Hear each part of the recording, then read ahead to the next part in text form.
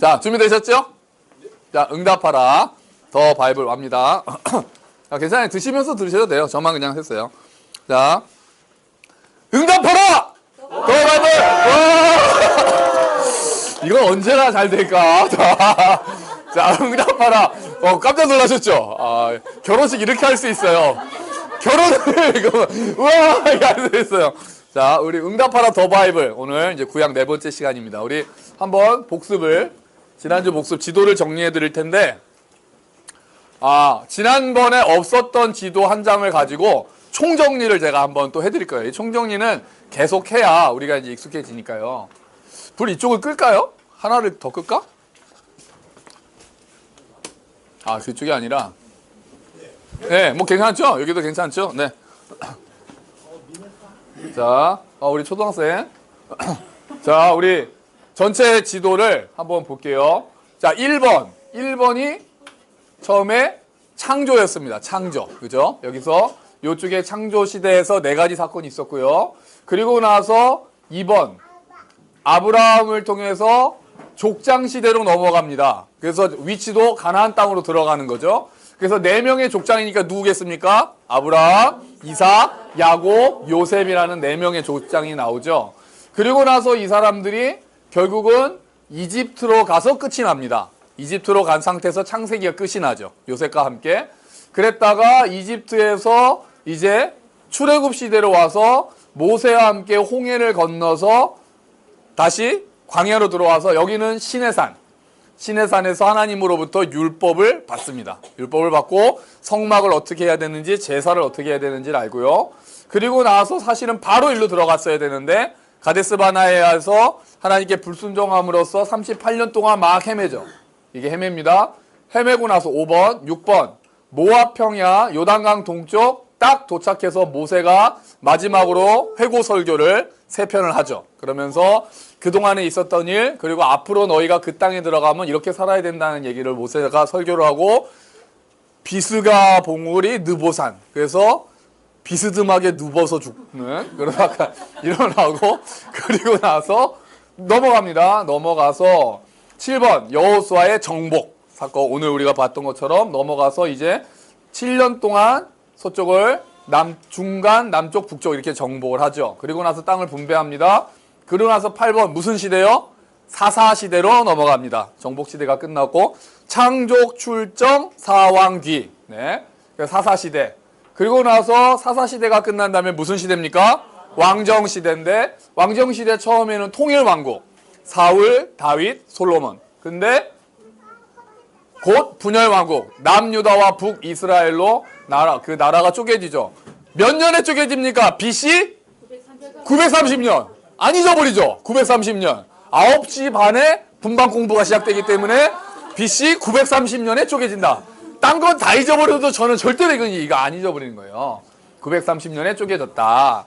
그리고 나서 여기서 멸망해서 포로로 잡혀가는 이야기가 이제 포로 시대고, 그리고 나서 마지막으로 돌아옵니다. 12번. 그렇게 해서 귀환 시대.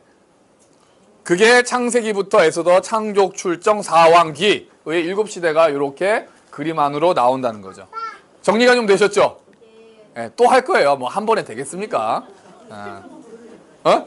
이제 딱 들으면 알겠지? 뭐 설명까지 하면은 강사 다 굶어줄게. 맞아. 이 내용이 문제가 아니라 안경이 문제 지금. 진짜요? 안경을. 네, 안경 태도 오늘 굉장히 트렌디해요. 그런 동그란 안경 아무나 소화할 수 있는 안경이 아닌데. 이거 아드님이 해주신 거 아니었어요? 그 아드님이 그런 거 해드리나요? 그 집 아드님 그런 거 해드리나? 자, 넘어가겠습니다. 자, 이게 끝이 없습니다. 이렇게 가면. 자, 이제 그래서 오늘부터는 자세히 들여다보는 시제, 이제 창조 시대 7페이지부터 이제 시작을 하는 거예요. 7페이지. 근데 굳이 그거 안 보셔도 알 수 있습니다. 신기해. 저기 책 있어.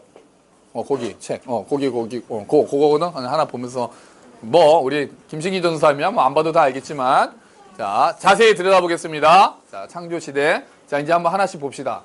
자, 우리 구약의 시대 흐름 다시 한번 보죠. 자, 같이 합시다. 창조시대.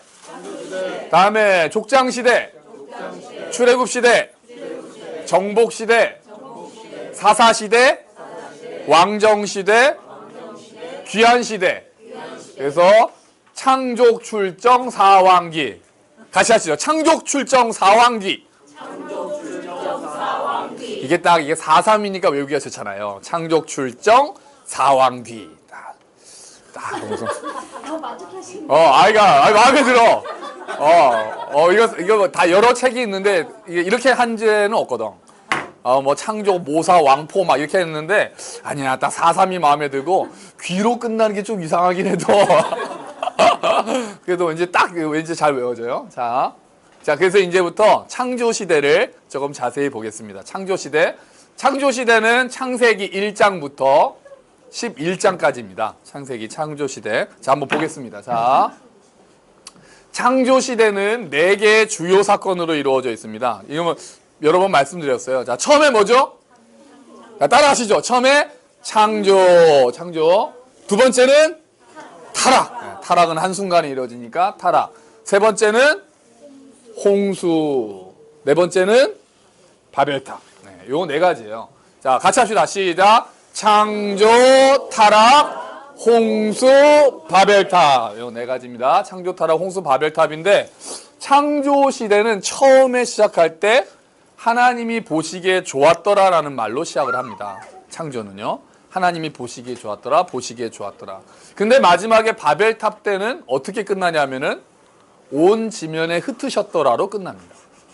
그러니까 창조 시대만 딱 놓고 보면은 이런 표현은 좀 안 좋지만 성공입니까? 실패입니까? 창조 시대만 보면요. 실패죠, 실패. 네네. 왜냐하면 여기에 좋게 흩어진 게 아니라 하나님이 그러니까 창조 전체를 봤을 때요. 전체를 보면 좋게 시작을 했다가 하나님이 보시기에 좋았다는 말씀으로 시작을 했다가 가슴 아프게 얘네들은 뭉쳐있으면 안 되는 놈들이구나. 뭉치기만 하면 나를 대적하는구나. 옛날에 우리 유명한 이승만 대통령이 한 말이 뭡니까? 뭉치면 살고 흩어지면 죽는다. 여기는 이제 흩어져서 산 케이스죠. 자, 온 지면에 흩으셨더라로 끝나는 거죠. 그러면 이제 요거를 우리가 한번 자세히 그림을 보면서 이제 책에 있는 그림입니다. 우리 한 가지씩 보겠습니다. 자, 1번 사건 순서대로입니다. 그러니까 여러분은 성경을 지금쯤 이미 창세기는 다 읽으셨죠? 이게 대답이 좀 안 되는 분들이 계십니다. 창세기는 다 읽으셨죠, 최소한? 네. 여러분, 민혜도 창세기는 읽었습니다. 민아도 읽었습니다. 엄마가 읽어줘서 지금 아까 어디까지 쓰던데 어디까지 읽었어요? 마태복음으로 갔구나. 갑자기 신약으로. 좋아요. 자, 그러면은 창세기 읽었던 부분을 오늘 이제 총 정리가 될 테니까 한번 보자고요. 자, 첫 번째는 창조. 요 뒤에 있는 가로는 장입니다. 창세기 1장에 나온다는 얘기죠. 자, 창조. 처음에 창조가 이루어집니다. 그 창조가 이루어지니까 2번은 뭐겠습니까? 네, 타락이죠. 아담과 하와의 타락. 사과 2군데 먹은 거 보세요. 사과 2군데. 그 하나를 둘이서 나눠 먹었어요. 이런 건 성경에 없는 얘기입니다. 그리고 이상하게 선악과를 자꾸 사과로 많이 그립니다. 세계를 바꾼 3개의 사과. 이 세상을 바꾼 사과가 3가지가 있습니다. 네, 윌리엄 텔의 사과, 뉴턴의 사과, 그리고 요 선악과의 사과라고 하거든요. 근데 2개는 모르겠는데 이게 아담스 애플이라고 그러잖아요. 이게 목에 걸렸다고. 여자는 먹어도 안 걸리고 남자만 목에 하나님이 남자 찾으셔가지고. 자, 그런데 왜 선악과를 굳이 했는지 모르겠는데요. 어쨌든 타락. 자, 창조했다가 타락합니다. 그리고 나서 3번은 누구와 누굽니까? 가인과 아벨의 모습입니다. 가인과 아벨. 그래서 곡식으로 예배를 드리는 가인과 양으로 예배를 드리는 아벨. 하나님께서 가인과 아벨, 가인의 제사는 받으셨는데 여기서 중요한 거는 왜 가인의 제사를 받고 아벨의 제사 안 받고 아벨의 제사를 받았느냐? 그거에 대해서 정확한 이유는 성경에 없습니다. 성경은 믿음으로 더 나은 제사를 드렸다고만 나와 있어요, 아벨이.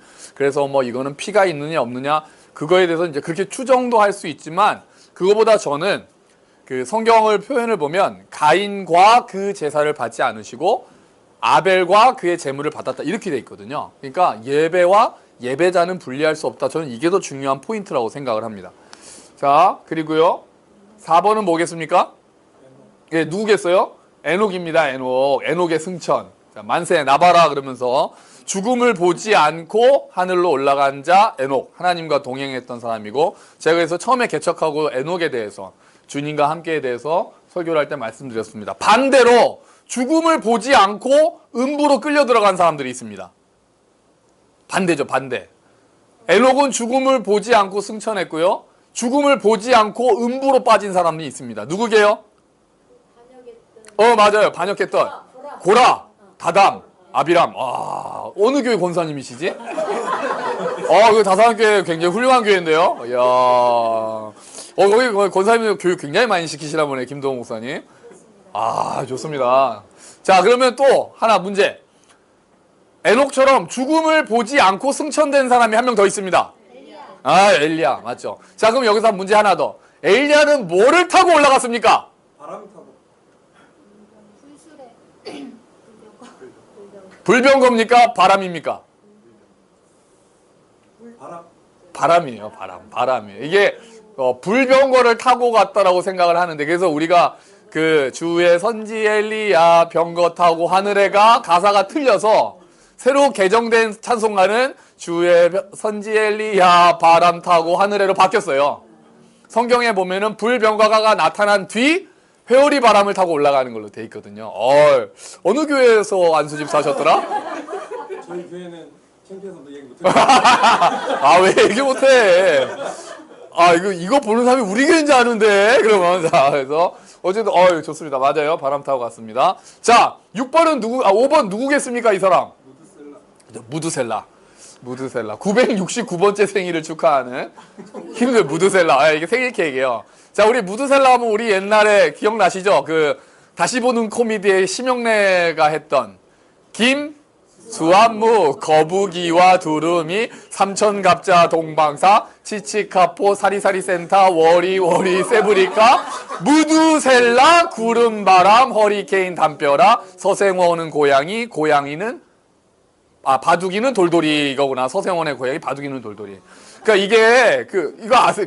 모르세요?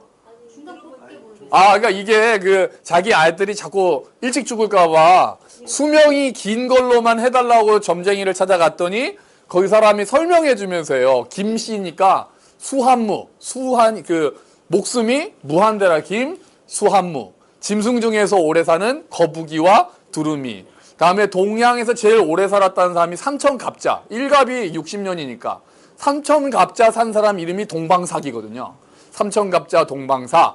그 다음에 아프리카에서 제일 오래 산 사람이 치치카포. 그 사람이 먹었던 풀 이름이 사리사리센터. 근데 최양락이 이렇게 설명을 했어요. 최양락이. 내가 아직도 기억나네. 치치카포 사리사리센터, 워리워리 세브리카. 치치카포 사리사리센터가 아프리카에서 오래 산 사람 이름이고, 워리워리 세브리카가 풀 이름이었던 것 같아. 그리고 성경에서 제일 오래 산 사람 무드셀라가 들어가요. 제가 그걸 보고 딱 들어요.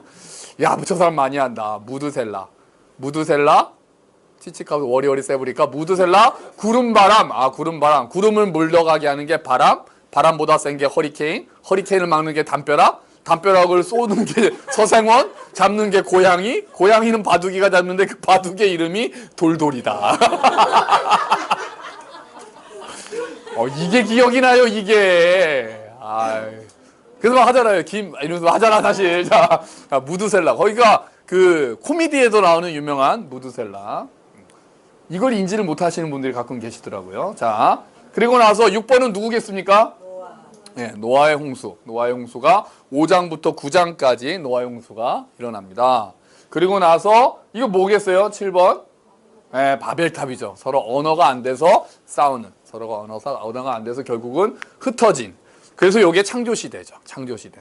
창조, 타락, 홍수, 바벨탑을 조금 더 자세하게 했을 때 이런 일들을 통해서 바벨탑을 통해서 결국은 하나님께서 온 지면에 백성들을 흩으시는 걸로 11장이 끝이 납니다. 창조시대 끝입니다.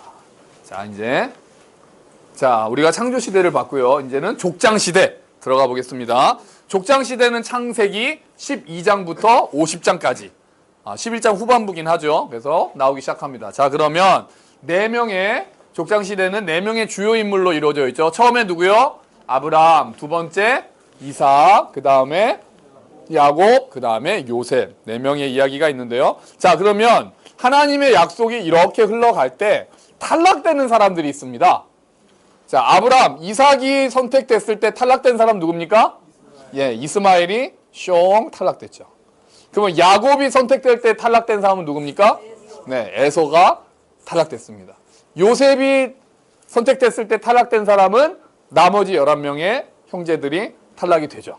이렇게 해서 4명의 족장으로 흘러갑니다. 자, 그러면 우리 이제 8페이지입니다. 자, 그 중에서 자, 아브라함의 일생을 먼저 보겠습니다. 자, 아브라함의 일생은 첫 번째, 갈대아 우르에서 하나님이 부르십니다. 네, 갈대아 우르 지방에서 하나님이 부르신 얘기가 11장 마지막 부분에 사실은 아브라함이 혼자 간 게 아니라 아버지랑 같이 가죠. 데라라는 아버지와 함께 갑니다. 갈대와 우를 갈대아 아니요, 갈대아 지방의 우르라는 성. 네네네네. 갈대아라는 지방에 왠지 느낌이 갈대를 아우르는 듯한 느낌이 갈대를 아우르는 듯 아니고 갈대아 지방, 여기를 그때 갈대아 지방이라고 했던 거예요. 지금의 이제 이라크 쪽이죠. 거기에 우르라는 성입니다. 자, 그리고 굉장히 번성했던, 당시에 번성했던 성이죠. 자, 여기서 데라가 온 가족을 이끌고 갑니다. 가서 도착한 곳이 하란. 네, 이제 하란으로 가는 장면이 11장에 계속 하란으로 갑니다. 하란으로 가서 거기서 아버지가 죽죠. 데라가 죽습니다. 11장에 여기까지 나와요. 갈대아 우르에서 나오는 거는 사실은 11장에 나옵니다. 그리고 12장에 들어가서 아버지가 죽고 나니까 이제 드디어 아브라함이 어디로 내려옵니까? 가나안 땅으로 내려와서 제단을 쌓는 거죠. 가나안 땅으로 내려와서 도착을 해서 드디어 이제 제단을 쌓습니다. 요때 이제 하나님께서 내가 너에게 보여줄 땅으로 가라. 너는 복의 근원이 될 것이다. 너는 그러니까 복이 될 것이다. 내가 너의 축복하는 자를 축복하고 저주하는 자를 저주하겠다. 내가 이 땅을 다 너의 씨에게 주겠다라는 아브라함에게 하신 큰 약속이 창세기 12장 1절 부분에 다 나와 있습니다. 자, 그렇게 했죠. 그랬는데 아브라함이 여러 가지 일들이 있다가 어떤 일이 있습니까? 네, 기근을 만나서 애굽으로 가서 실수하는 장면이죠. 사라를 자기의 누이 동생이라고 했다가 이제 오히려 그러니까 바로가 그 말을 믿었다가 오히려 하나님한테 바로가 혼쭐이 나죠. 혼쭐이 나서 오히려 재산과 이런 것들을 주면서 제발 떠나다라 이렇게 이야기를 합니다. 그렇게 해서 이제 돌아갑니다. 오히려 더 많은 짐승을 이끌고 돌아갔죠. 돌아가서 자 6번에서 일어나는 일은 뭡니까? 누가? 아브라함이 지금 이게 아브라함이거든요. 보시면 누군가에게 돈을 주고 있습니다. 이 사람이 누굴까요? 네, 멜기세덱입니다. 그러니까 소돔과 고모라 그 소돔 왕이 싸울 때 이기고 나서 축복하러 온 멜기세덱에게 11조를 주는 장면이죠. 그래서 다들 얼굴들이 벌개지고 계세요. 자, 멜기세덱에게, 그래서 이 멜기세덱은 정체가 굉장히 알 수 없는 사람이죠. 그는 아버지도 없고 막 성경에 나중에 이야기를 하잖아요. 그래서 멜기세덱에 관해서는 그 히브리서 기자가 너희가 아직 너무 이렇게 무식해서 멜기세덱 얘기는 못하겠다 그렇게 얘기를 하는데 제가 그것만 읽어봐도 참 나도 무식하구나. 진짜 멜기세덱은 우리가 알 수가 없는. 그래서 예수님이 멜기세덱을 따라서 났다라고 이야기를 하죠. 자, 그렇게 해서 6번이고요. 멜기세덱에게 그거를 주고 나서 그리고 나서 7번 사건 뭐겠습니까? 소돔과 고모라 사건이 일어납니다. 소돔과 고모라. 그래서 아브라함의 롯을 구하기 위해서 아브라함의 중보기도가 일어나고 결국은 소돔과 고모라가 멸망하는 이야기. 19장. 그리고 나서 19장에서 다음에 사건. 이게 누구겠습니까? 무슨 사건이겠습니까? 이삭을 낳죠. 사라가 이삭을 낳습니다. 100세 된 아브라함에게서 사라가 이삭을 낳는 약속대로 이삭이 출생하는 이야기가 21장.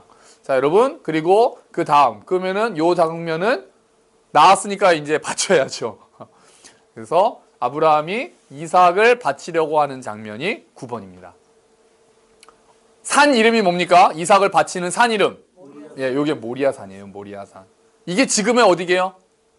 예루살렘이에요. 예루살렘에 성전이 있습니다. 고 모리아 반석, 모리아산이 예루살렘 성전이 있는 고기를 다 모리아산이라고 하는데 요런 요게 지금 모리아 산에 세워진 성전입니다. 예, 이슬람 성전이 돼 있어요. 그래서 여기에 안에 바위가 있어요. 그리고 그 바위가 여기가 이제 그 바위 사원이라고 하는 사원이거든요. 그런데 그러니까 여기가 다 이제 모리아 산지라고 이야기를 하겠죠. 그 이슬람 사람들은 아브라함이 바친 게 이스마엘이라고 생각을 합니다.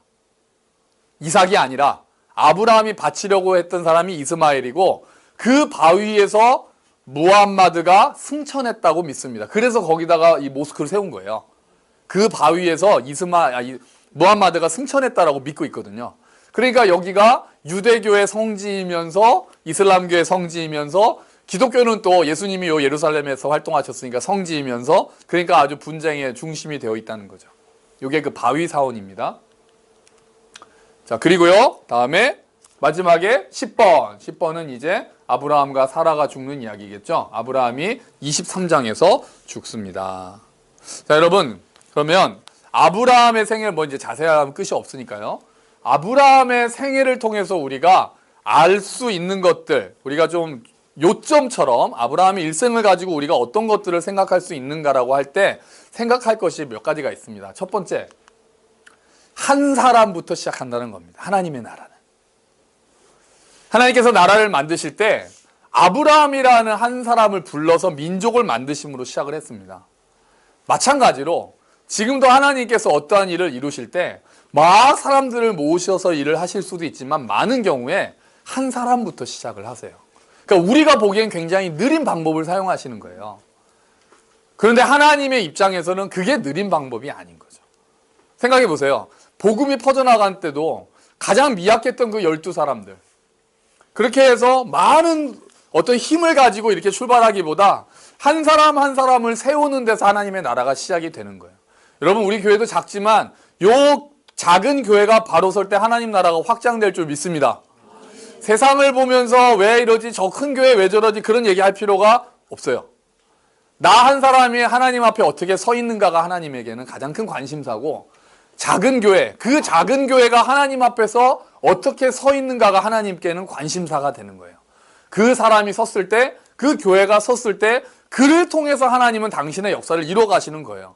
우리가 뭐 더 큰 나라, 큰 교회, 뭐 큰 가족, 큰 민족, 그들을 통해서 하나님이 어떠한 일을 하신다고 생각할 필요 없이 나 한 사람, 하나님 앞에 엎드리고 말씀을 순종해서, 연약하지만 아브라함처럼 연약하지만 하나님 말씀에 순종하려는 한 사람을 통해서 하나님께서는 당신의 나라를 이루어 가신다는 겁니다. 할렐루야. 그러니까 내가 그 한 사람이 되겠습니다. 이렇게 기도하는 거예요, 우리는. 하나님 왜 이렇게 안 하세요? 그러면 넌 뭐 하냐? 하나님한테 하나님 이런 일 좀 하시죠 보다 하나님 제가 그 한 사람 되기를 원합니다. 우린 그렇게 기도하는 사람이 돼야 된다는 거죠. 아브라함의 삶을 보면 우리가 그런 생각을 할 수 있습니다. 두 번째, 순종하는 믿음. 믿음은 아브라함을 우리가 뭐라고 부릅니까? 믿음의 조상. 근데 그 믿음의 조상은 순종이 있었다는 거예요. 그러니까 그냥 머리로 하는 믿음이 아니에요. 믿음의 조상이라고 아브라함을 이야기했을 때는 순종하는 믿음, 행동하는 믿음이라는 거죠. 야고보서에서 이야기한 것처럼. 아브라함이 다른 거 뭐 막 굉장히 실수도 많이 하지만 하나님이 뭐 하라고 할 때 즉각적으로 순종하는 것만큼은 우리가 좀 본받을 수 있어요. 보면은 딱 떠나라고 할 때 떠나는 아브라함.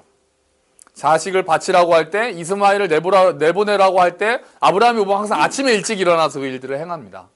그래서 좀 어리숙한 것 같기도 하고 사실 마음도 약한 것 같고 위기를 피하겠다고 자기 부인 보고 아내하고 안 하고 누이라고 하고 그런 건 굉장히 우리가 보기에도 아쉽지만 그래도 말씀에 순종하려고 하는 그 믿음이 하나님께서 보시기에는 귀했던 것 같다는 거죠. 그리고 또 하나 우리가 알 수 있는 거는 그 믿음 또한 하나님의 작품이라는 거 우리가 알 수 있어요. 그러니까 우리가 볼 때 요 22장 이삭의 제사가 아브라함에게 있어서는 인생의 하이라이트거든요. 근데 그걸 보면서 우리가 아이고야 난 못해 이렇게 하잖아요. 아이고 어떻게 자기 아들을 바쳐, 만약에 하나님이 나한테 너 현우 바쳐라 그러면 하나님 어떻게 그러실 수 있습니까? 말씀 잘못하셨죠. 내일도 또 그렇게 이렇게 할 거 아니에요. 근데 아브라함도 원래 그런 사람이 아니었다는 거예요. 아브라함도 그런 사람이 아니었는데 하나님께서 결국 이런 믿음에까지 이루어 가신다는 거예요. 그러니까 아브라함의 요 모습을 보면서 우리가 기죽을 필요가 있는 것이 아니라 그랬던 아브라함을 그런 믿음까지 이끌어 가시는 하나님을 믿는 게 우리의 믿음인 거죠. 아멘. 아멘. 나를 믿는 게 아니에요. 그래서 막 와 아브라함 대단하다 이런 걸 믿는 게 아니라 야 어떻게 하나님은 그 연약했던 아브라함을 그런 믿음에까지 이끌어 가시나. 그러면 나도 지금 연약하지만 하나님께서 나 또한 이끌어 가시면 나도 그렇게 설 수 있겠구나라는 소망을 가지고 일어설 수 있다는 거죠. 그게 아브라함의 삶을 통해서 우리가 알 수 있는 것들입니다. 자, 이제 아브라함 넘어갈게요. 두 번째, 이삭 통과입니다. 이삭은 통과. 이삭은 뭐 많이 안 나와서 그냥 통과합니다. 자, 세 번째, 야곱의 생애로 갑니다. 자, 야곱의 생애는 창세기 25장부터 36장인데요. 자, 한 번씩 보죠. 자, 1번. 요 1번 사건입니다. 야곱이고 얘는 누구겠어요? 에서죠, 에서. 지금 팥죽 하나로 장자권을 사는 그런 사건입니다. 그래서 전에 강남중앙 침례교회라는 곳에서 제가 친구를 만나러 갔더니 이제 바자회를 하는데 그 바자회 하면은 뭐 막 이렇게 써붙여 놓잖아요. 근데 거기에 뭐라더라? 에서가 먹었던 팥죽인가 이렇게 팥죽을 팔고 있더라고요. 어떤 여전도회가. 그러면서 에서가 먹었던 그 팥죽 이렇게 해서 간판을 써붙여 놓으셔가지고 굉장히 재치는 있는데 사 먹고 싶지는 않은. 왠지 그거를 사 먹으면 내 장자권이 넘어갈 것 같은 느낌. 그래서 재치는 있으나 썩 좋은 브랜드는 아니었던. 자, 장자의 권리.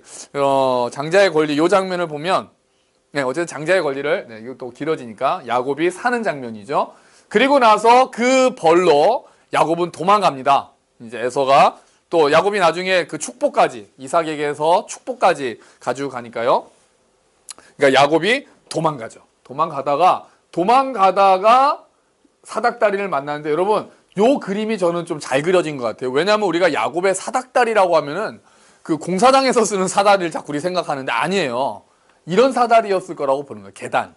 그 당시에 신전이 이렇게 생겼거든요. 지구라트라고 해서 이렇게 계단으로 해가지고 꼭대기에 신 모시는 곳이 있어서 천사들이 왔다 갔다 했다라는 모습 이런 거예요. 그러니까 어릴 때 사닥다리 하니까 이렇게 그 노가다 하는 것처럼 이렇게 천사들이 뭐 사다리 타고 올라갔다 내려갔다 좀 그렇게 생각을 했는데 그것보다는 요 그림이 더 가까울 거라고 생각하는 거예요. 사다리보다는 약간 층계에 가까운 그림. 자, 그리고 나서 요게 이제 베델, 여기다가 기름을 붓고 하나님이 나와 함께 계셨구나. 베델이라고 합니다. 베델. 베델의 뜻이 뭡니까? 하나님의 집. 네, 하나님의 집. 베델입니다. 베델의 사다리. 자, 그리고 자, 그 베델은 그러니까 여기 베델이 사실 더 밑쪽인데요. 상당히 아래쪽인데. 자, 그리고 나서 거기서 귀향을 하죠. 하란으로 가서 많은 시간이 한 거의 20년 그렇게 지났죠. 하고 나서 모든 가족들을 많이 불어서 4명의 아내와 12, 또 디나까지 하면 13명의 자녀를 데리고 돌아오는 장면입니다. 귀향을 합니다. 자, 그러면 귀향을 하기 전에 있었던 일을 우리가 한번 봐야 되겠죠. 자, 귀향을 하기 전에 자, 이제 야곱의 자녀들 이야기를 해야 되겠습니다. 왜냐하면 이스라엘이라는 민족이 여기서 시작이 되니까요. 자, 야곱의 자녀들 우리 순서대로 한번 밑에 보죠. 처음에 어느 아내로부터 아이가 나옵니까? 네, 레아죠. 레아가 하나님이 야곱이 너무 라헬을 사랑해서 그런지 하나님이 레아를 불쌍하게 여기셨습니다. 누구를 낳죠? 루벤, 시므온, 레위, 유다 4명을 낳습니다. 4명을 낳고 끝이 납니다. 그랬더니 레아가 이제 아이를 낳는 걸 보고 라헬이 화가 나죠. 라헬이 질투를 했는데 자기가 애를 못 낳으니까 자기 대신에 누구를 들여보냅니까? 빌하를 들여보내서 내 여종에게서 아이를 낳아달라. 그래서 야곱이 이제 누굴 낳습니까? 단과 납달리를 낳죠. 단과 납달리를 낳습니다. 그러니까 그걸 보고 레아가 이제 또 화가 나죠. 그래서 레아도 자기가 더 못 난다고 생각을 하니까 이제 자기의 여종을 야곱에게 들여보내면서 추가로 생산을 하라. 그래서 실바를 보냅니다. 그래서 실바가 2명을 낳습니다. 갓과 아셀. 아직까지 라헬은 계속해서 아이가 없습니다. 이 상황에서 이제 르우벤이 뭐를 가지고 오죠? 합환체라는 거를 들고 오는 걸 보고 라헬이 그거 레아가 레아한테 드렸으니까 라헬이 언니 나 그거 줘. 그랬더니 너는 이것도 뺏어가려고 그래? 언니 그거 놔주면은 오늘 밤에 남편을 언니한테 보내줄게. 라고 해서 합환체를 받고 남편을 팔죠. 합환체를 받고 남편을 팔았습니다. 야곱을 그렇게. 그랬더니 레아가 그날 이후로 이사갈과 스불론을 낳습니다. 그리고 나서 이제 디나가 나오죠. 디나가 언제 난지는 이제 정확하지는 않습니다. 딸 디나가. 그리고 나서 결국은 하나님께서 라헬의 기도를 들으시고 불쌍히 여기셔서 오래 참았죠. 오랫동안. 아이가 없다는 건 당시에는 지금보다 훨씬 큰 그런 어떤 수치에 관계되는 일이었기 때문에 라헬을 통해서 하나님께서 요셉을 낳게 하시고 나중에 베냐민을 낳게 하십니다. 이렇게 해서 야곱의 자녀들이 13명 성경에 나오는 거죠. 여러분, 우리는 이 중에서 누구의 자손일까요? 누구의 자손이라고 생각하세요? 단의 자손이라고 보는 분들이 있습니다. 왜요? 우리는 단군의 자손이기 때문에. 아니 진짜 그렇게 그 김성일 씨라고 여러분 그 땅끝으로 오단가요? 옛날에 그 소설 쓰신 분 근데 그분 대단하거든요. 그분 책을 보면. 그래서 계시록 7장에 보면은 단 지파가 사라지거든요. 그래서 그때 이동했다고 봐요. 이동해서. 그래서 이 동양에 와서 단군이 됐다고 봐요. 그래서 여러분 그러니까 소설인데 그래서 더 재밌는 것은 그래서 우리가 자꾸 그때 그 창세기 때를 그리워하면서 부르는 노래가 그래서 우리가 아라라산을 기다린다는 거예요. 그래서 나온 노래가 아라랏 아라랏 아라랏 이게 자꾸 변해서 아리랑으로 변했다 이렇게 얘기를 하는 거예요. 정말 대단하지 않습니까? 이야 아리랑이 아라랏에서 나왔다고 생각하는 그 상상력이 정말 제가 그 글을 보고는 어찌나 놀랬던지 대단한 거죠. 자, 그러면 여기서 우리 12지파를 봐야죠. 이제 이스라엘의 12지파를 봅니다. 자, 이 상태에서 자 12지파를 보는데요. 12명이 돼야 되는데 지금 현재는 몇 명입니까? 13명이기 때문에 12지파가 되려면 12명만 돼야 되죠. 첫 번째로 누가 사라집니까? 예, 디나가 빠지죠. 딸은 일단 빠지니까. 디나 하니까 생각이 나네요. 그 디나가 사실은 그러니까 이제 험한 일을 당하죠. 그러니까 그 아이들이 없죠. 그러니까 이제 강간을 당하고 그 세겜성에서요. 그랬더니 이제 그 친오빠죠. 자기 친오빠잖아요. 여기 시므온과 레이가 또 배달은 그 아니고 친오빠니까 화가 나서 그 너네 우리랑 계약 맺으려면은 할례 먼저 받아라. 할례 받고 3일째 되는 날 가가지고 그 성을 다 죽여버리잖아요. 그래서 저는 이제 그 글을 보고 어쨌든 그 세겜성의 그 하몰이 어쨌든 자기가 이제 잘못했죠. 하지만 책임지겠다고 온 거잖아요. 결혼하겠다고 사랑한다고. 물론 방법이 옳은 건 아니지만 그래도 그럼 이만하면 좀 괜찮은 거 아니냐. 어쨌든 책임지겠다고 하는데 그렇게까지 몰살시키는 건 좀 너무한 거 아니냐라는 얘기를 제가 저희 신대원 동기들 모임에서 그런 얘기를 했는데 그때 여기 김신기라는 이 전도사님이 딱 저에게 한 말이 있어요. 형은 여동생 없으시죠? 기억나? 네, 여동생이 있거든요. 저는 이해가 됩니다. 그래서 제가 아무 말도 못했습니다. 그래 미안하다 그랬어요 저는. 그러니까 여동생 있는 오빠들의 마음은 진짜 알 수 없는 거예요. 저랑은 또 저는 모르는 세상인 거죠. 또 아직 또 우리 김신기 전도사가 오니까 또 그때가 딱 생각나네. 자, 그래서 디나가 빠집니다. 자, 디나가 빠지죠. 자, 그러면 이제 다시 12명인데 12명으로 가지 않습니다. 왜냐하면 요셉 지파가 없거든요. 요셉 지파라는 말이 나오긴 하지만 요셉 대신에 나중에 야곱이 자, 여러분 장자권이 어떤 의미가 있냐면 다른 사람보다 두 몫입니다. 장자는 더블이에요. 다른 아들들보다 더블로 장남한테 갑니다. 그러니까 만약에 저랑 제 동생만 따지면은 저랑 제 동생은 재산을 나눌 때 제가 3분의 2를 가져가야 되는 거죠. 장남이기 때문에. 다른 사람보다 항상 2배를 가져가야 된다. 나머지는 똑같이 가져가고. 그런데 요셉에게 장자권이 넘어온 것 같아요. 왜냐하면 나중에 야곱이 요셉의 자녀 2명을 야곱의 자녀로 편입을 시키거든요. 누구냐 하면은 므낫세와 에브라임이죠. 그리고 요셉이 빠집니다. 그러니까 지파의 요셉 지파라고 할 때는 므낫세 지파와 에브라임 지파를 합쳐서 얘기하는 거예요. 가끔 나오거든요. 요셉 지파라고. 그런데 그냥 일반적으로 말할 때는 요 두 지파가 야곱의 지파로 들어가는 거죠. 그러면 이제 몇 명입니까? 하나, 둘, 셋, 넷, 13명이 되죠. 총.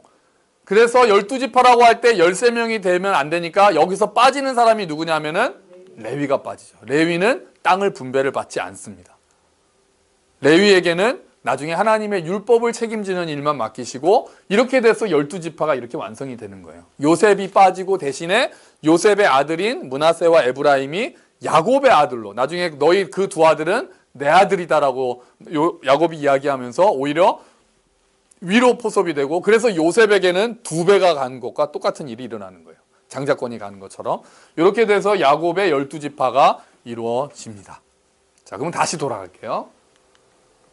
자, 그러면 이제 귀향까지 했죠. 그 12지파까지 완성하고 이제 이스라엘 백성이 골격이 완성된 거예요. 지난번에 말씀드렸죠. 하나님 나라가 이루어지기 위해서, 나라가 이루어지기 위해서 하나님께서 하시는 일이 첫 번째 백성을 만드시고, 그 다음에 주권, 법을 가르쳐 주시고 땅을 찾아가는 이야기니까요. 이제 만들어서 귀향을 했습니다. 귀향한 다음에 브니엘에서, 요 4번이죠. 브니엘에서 하나님과 씨름하는 장면이 나옵니다. 하나님과 씨름을 해서 이제 절룩거리게 되는 이야기가 32장에 나오죠. 그리고 나서 이 그림에는, 그리고 나서 바로 이제 야곱에 대한 이야기가 끝나고 나중에 이제 고센 땅으로 가는 이야기가 나오는데, 사실은 그 뒤에 이제 디나 사건이 일어나고, 아까 우리가 이야기했던 디나 사건, 그리고 베델로 귀환을 하죠. 베델. 예, 여기 베델로 돌아갑니다. 베델이 원래 여기입니다. 여러분 지도가 좀 잘못됐어요.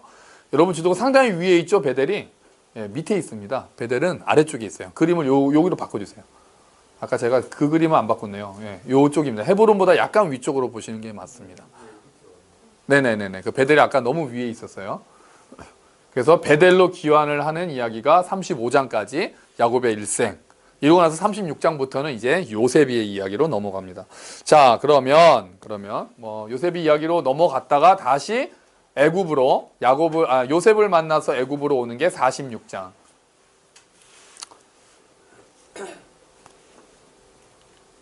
그리고 49장에서 사망을 하죠. 이렇게 해서 야곱의 생애는 끝이 납니다.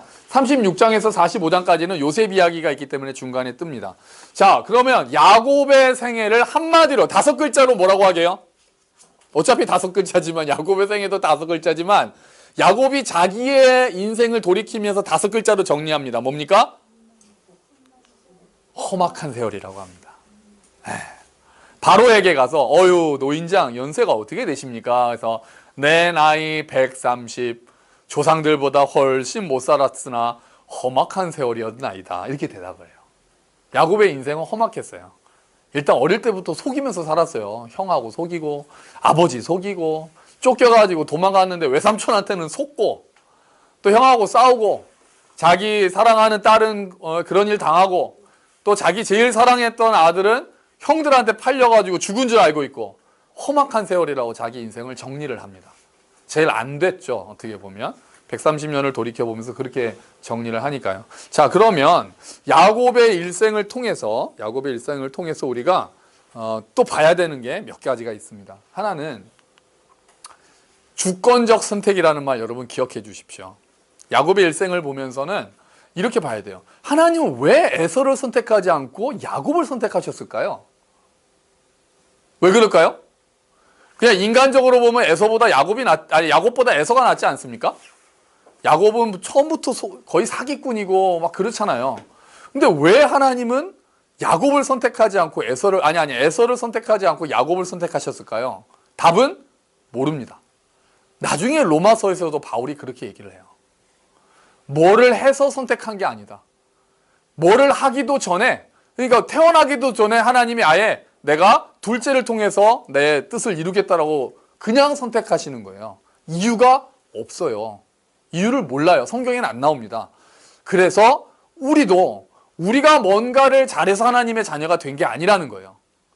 저 사람이 나보다 훨씬 더 바르고 훨씬 더 괜찮은 사람인데 그 사람은 하나님을 믿지 못하고 사망의 길로 가요. 그리고 저 사람은 진짜 저 살인범이고 나쁜 놈인데 감옥에서 예수를 믿었다고 천국의 길로 간다고요. 그럼 가운데 서 있는 내가 볼 때는 불공평해요. 하나님이. 더 열심히 살고 더 선량하게 사는 저 사람이 하나님의 자녀가 돼야 되고, 이 사람은 진짜 회개했는지는 잘 모르겠으나 어쨌든 이 사람은 좀 지옥에 가 마땅한 놈인데 이 사람이 갑자기 예수님을 믿고 막 하더니 하나님을 찬양하고 이렇게 보면은 헷갈리게 되는 거예요. 그리고 사람들이 공격합니다. 그게 뭐야? 근데 거기에 대해서는 우리가 대답을 못 하는 거예요. 할 말이 없습니다.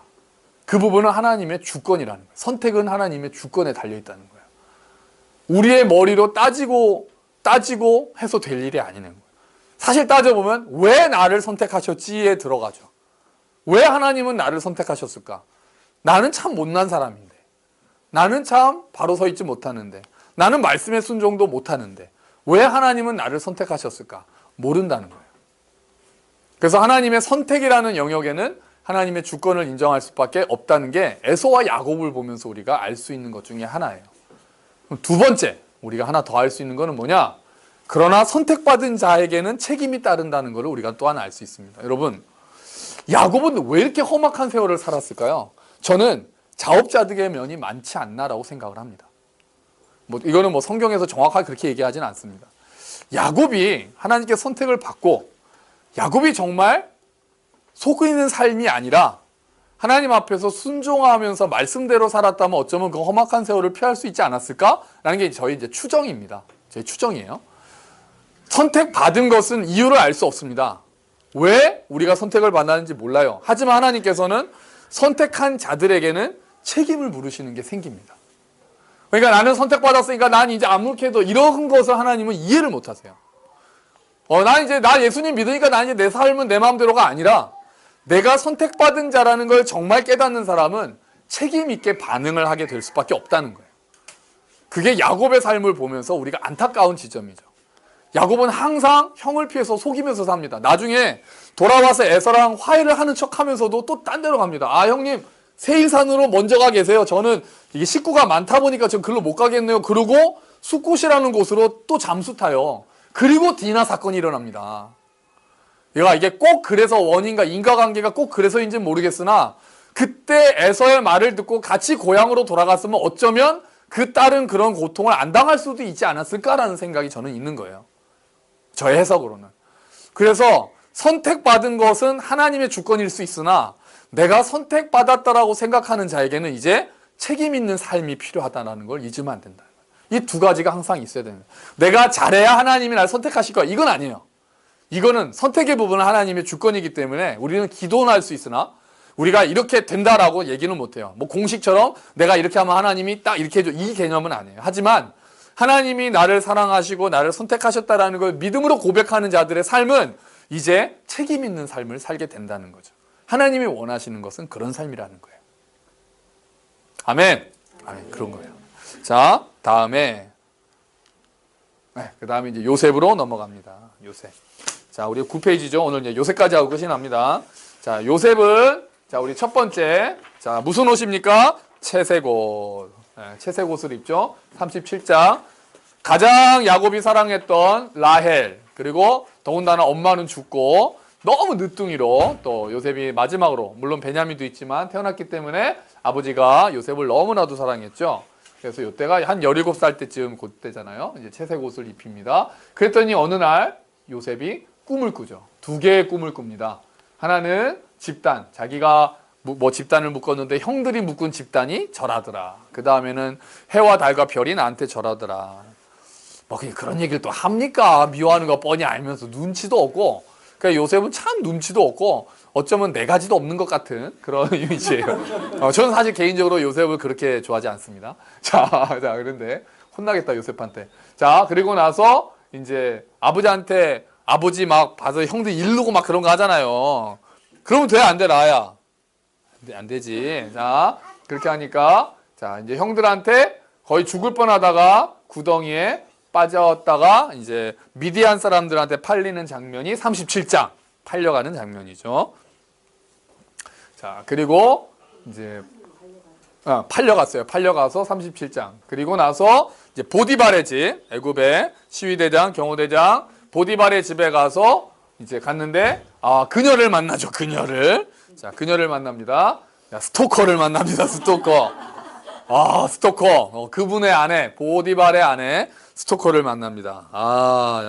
옷을 잡죠. 옷을 붙잡고 늘어지죠. 그래서 그 옷을 멋지게 벗고 나서 도망갑니다. 그리고 나서 억울하게 이제 감옥에 갇히는 장면이 40장이죠. 감옥에 갇혔어도 하나님께서 함께 하셔서 형통했다라고 합니다. 자, 그리고 나서 거기에 나타난 두 사람을 이제 해몽을 시작합니다. 너도 앉아서 듣게? 네. 오, 성경 공부를 하고 싶어서 온 거야? 뭐 그건 뭐야? 자, 해몽을 합니다. 자, 어떤 사람이었습니까? 술관원과 떡관원이 감옥에 들어왔죠. 그래서 어느 날 꿈을 꾸어서 이야기를 합니다. 술관원이 내가 꿈에 3개 가지에서 포도를 따서 바로에게 드렸어. 네, 그거는 3일 후에 복직되실 꿈입니다. 옆에 있던 떡관원이 그래? 나도 광주리에 있는데 그 새가 와서 쪼아 먹었어. 그랬더니 요셉이 3일 후에 돌아가실 꿈입니다. 그렇게 이야기를 하죠. 그리고 술관원 맡은 자에게 내가 억울하게 잡혀 있으니 복직되시면은 저 좀 얘기해서 빼주세요 라고 얘기합니다. 근데 그 예언대로 해몽대로 술관원은 복직이 됐으나 까먹죠 또. 까먹죠. 2년이 지나갑니다. 그리고 나서 드디어 총리가 되는 장면이 41장. 또 다시 2개의 꿈을 해석을 합니다. 7개의 토실토실한 이삭이 나왔다가 7개의 아주 그냥 바싹 마른 이삭이 잡아먹었다. 7마리의 토실토실한 소가 있었는데 7마리의 흉악한 소가 잡아먹었다. 이런 꿈을 꾸고 바로가 이게 무슨 꿈이지 할 때 술관원이 요셉을 생각해내고 요셉이 이야기하죠. 7년 동안 풍년이 될 것이고 그리고 나서 7년 동안 흉년이 될 것인데 그 흉년이 너무 커서 이제 풍년을 잊어버릴 정도가 될 겁니다. 그러니까 지혜로운 자를 뽑아서 이렇게 얘기를 합니다. 제 생각에는 이렇게 말했을 것 같아요. 지혜로운 자를 요셉이 이야기를 하죠. 그러므로 임금님 지혜로운 자를 뽑으셔서 멀리 보지 마시고 지혜로운 자를 뽑으셔서 대비를 잘 하십시오. 그랬더니 그래 바로 너. 그래서 요셉을 뽑죠. 그리고 나서 8번 이제 형들을 만납니다. 형들과의 재회 42장입니다. 자, 요셉은 웃고 있지만 자, 옆에 이 형들의 웃음 저는 이거에 썩소라고 생각합니다. 썩소. 자, 이 형들은 지금 이게 웃는 게 아니죠. 자기네가 죽이려고 했고 팔아넘겼던 동생이 가장 높은 자리에 와서 자기들을 알아봤을 때 이제 우리는 죽었구나 이런 얼굴이 아닐까 싶습니다. 그래서 이제 근데 요셉이 또 좀 장난을 치죠. 막 요셉인 척 안 하고 막 계속 이집트말 하면서 뭐 아버지는 살아계시냐 막 하면서 신상을 털죠. 네, 또 형제는 이게 다냐 그랬더니 또 순진하게 또 아니요 하나 있었는데 하나는 죽었고 막내는 아버지랑 있습니다. 그래 그러면 가서 막내를 데리고 오너라. 아니 그건 어려운데요. 그러면 안 돼. 그러면서 시므온을 처음에 인질로 잡고 보냅니다. 그럼 저는 왜 시므온일까?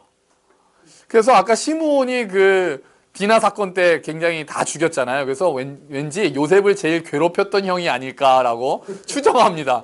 개인적인 원한으로 시므온이 아까 보니까 좀 이렇게 한석갈 하니까 요셉을 아마 제일 괴롭히지 않았을까. 그래서 시므온을 인질로 잡고 형들을 보내죠.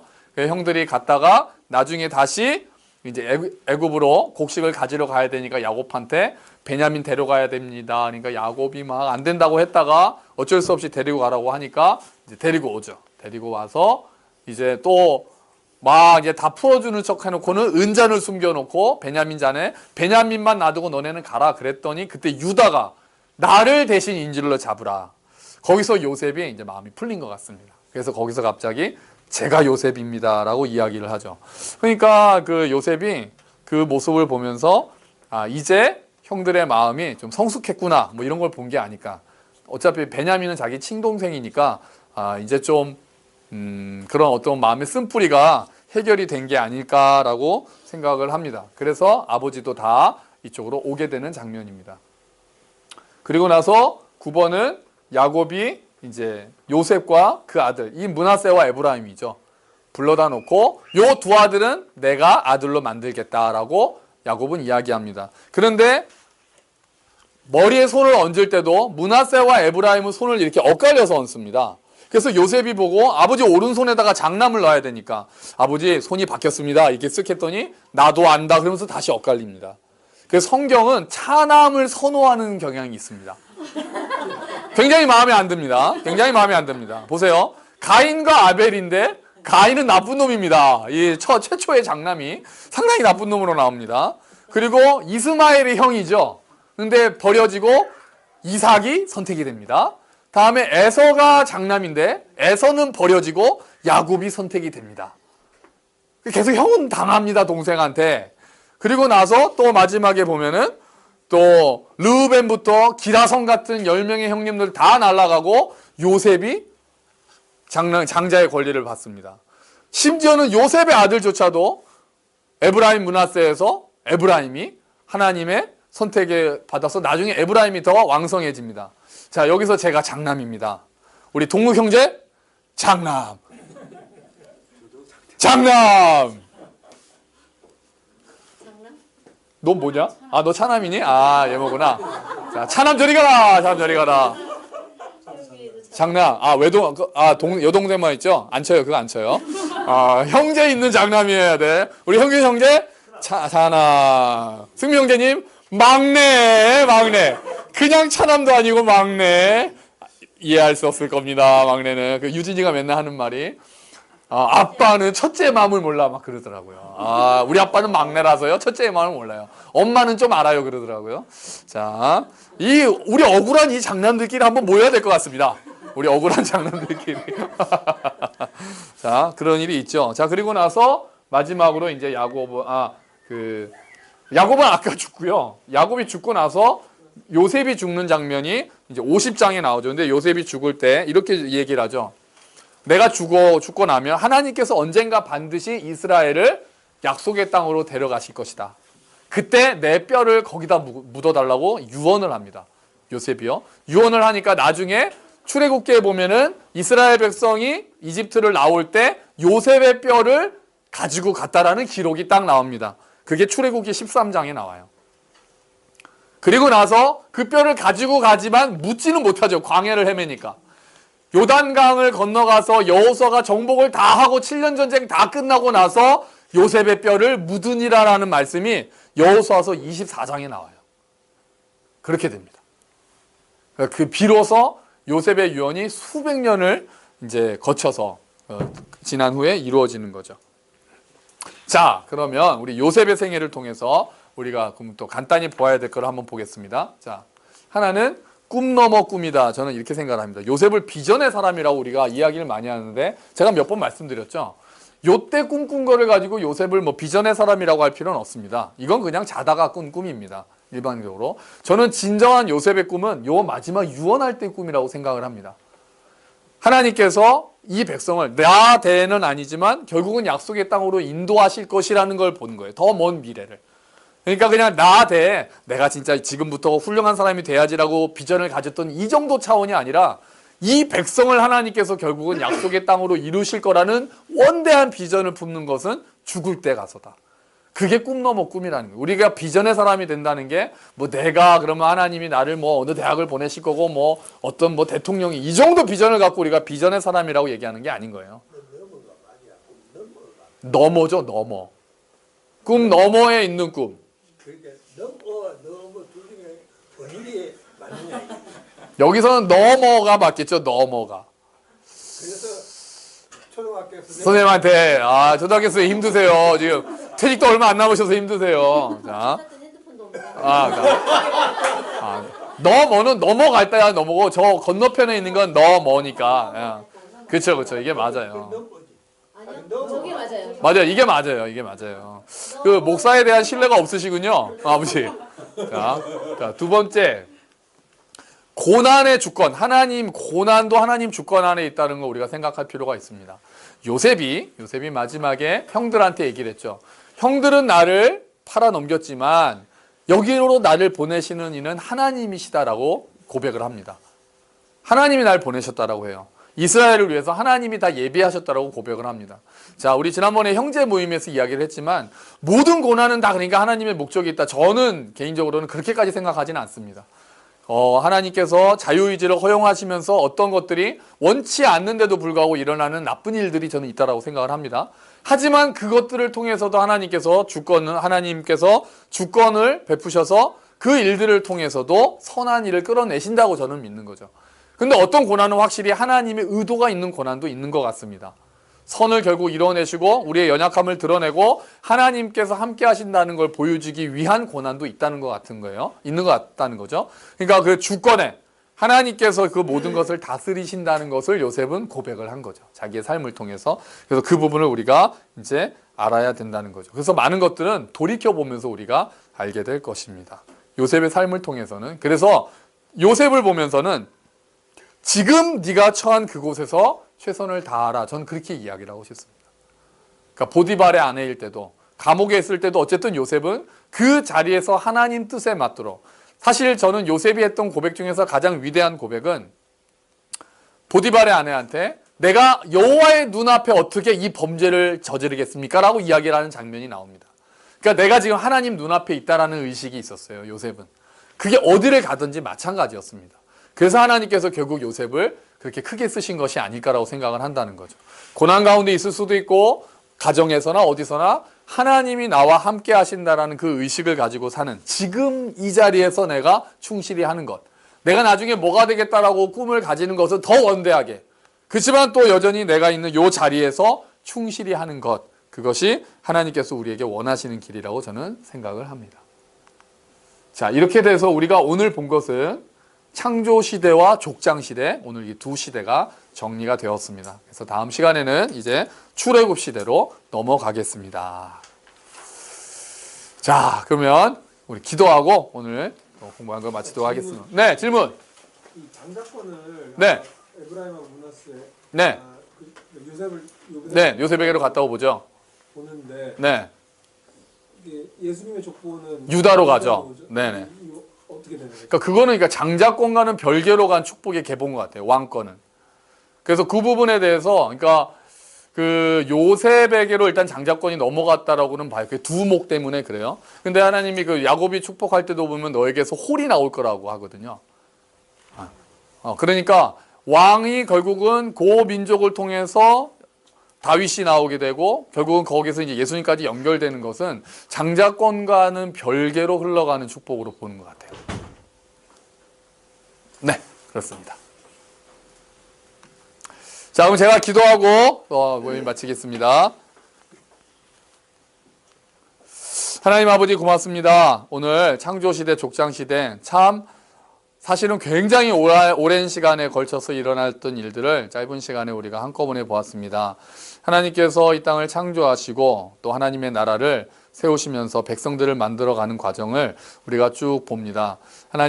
하나님께서 우리와 함께 하셔서 한 사람부터 시작하는 하나님의 은혜, 그리고 하나님의 선택을 받는 것은 하나님의 주권이지만 거기에 책임 있게 반응하는 모습들, 그리고 우리가 정말 하나님의 뜻에 따라 원대한 비전을 꿈꾸면서 내게 닥친 이 일 가운데 내가 책임 있게 반응하며 또 고난을 이겨내는 모습들, 족장들의 모습을 통해서 하나님 나라 백성들이 어떻게 살아야 하는지를 우리가 봅니다. 주님, 우리의 삶 가운데 함께 하시는 하나님, 우리 또한 이들을 보며 이들의 연약한 점을 결국은 완성해 가시고 이끌어 가시는 하나님의 은혜를 깊이 생각하고 다시 한번 힘을 낼 수 있도록, 그리고 하나님 앞에 그 은혜를 의지하며 사는 하루하루가 되도록 주님 은혜를 베풀어 주시옵소서. 이 성경에 응답하라 더 바이블 이 시간을 통해서 짧은 시간에 많은 것을 보면서 오히려 우리 가운데 성경의 말씀들이, 그 이야기들이 조각조각 맞춰지게 하시고 이 일들을 통해서 성경 전체에 흐르는 하나님의 계획들, 하나님께서 이루어 가시는 일들을 잘 정리하는 시간이 될 수 있도록 주님 도와주시옵소서. 감사합니다. 주님, 이 모든 말씀 예수 그리스도의 이름으로 기도합니다. 아멘. 다음 주에 뵙겠습니다. 수고하셨습니다.